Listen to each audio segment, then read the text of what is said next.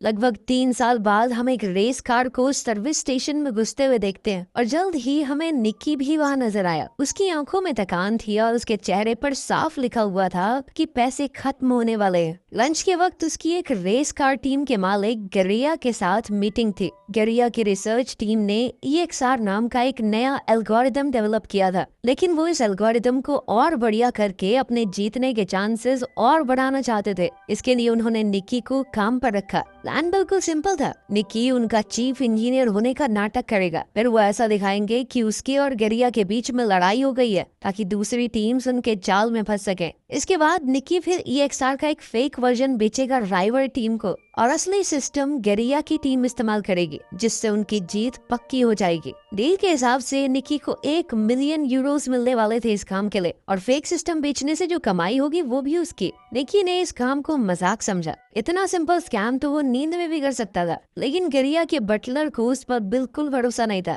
उसने सीधा निक्की को धमकाते हुए कहा कि अगर कुछ भी गड़बड़ की ना तो गोली सीधी छाती में मारूंगा तेरी। निक्की ने एक टक्सीडो पहना और शाम को एक पार्टी अटेंड करने के लिए निकल गया। उनका प्लान था भीड़ के बीच में अपना झगड़ा करना, और उनका प्लान तो तभी बिखर गया जब जेस ने एंट्री मारी, एक लाल ड्रेस में सीढ़ियों से उतरते हुए, और वो सीधा जाकर गरिया के गले लग गई। ये देखकर निक्की का दिमाग घूम गया। उसने जेस को 3 साल से देखा ही नहीं था और अब वो किसी और के साथ थी, और वो भी उस आदमी के साथ जिसने निक्की को काम पर रखा है। जेस ने आराम से निक्की के पास आकर कहा कि अब मैं कोई ठग नहीं हूँ, और जो कुछ भी 3 साल पहले हुआ था अब उन बातों का कोई मतलब नहीं। उसने ये भी कहा कि गरिया को निक्की और उसके बीच के पुराने रिश्तों के बारे में कुछ नहीं पता, और कहा कि अगर ये बात दबी रहे तो ही बेहतर होगा। ये सब सुनकर निक्की का खून खौल गया। उसने वोडका का ग्लास उठाया और एक ही बार में खाली कर दिया। पहले उसे लड़ने के लिए एक्टिंग करने की जरूरत थी, अब तो उसे वैसे ही खुंदकारी थी गरिया पे, और उसने सबके सामने जबरदस्त झगड़ा किया।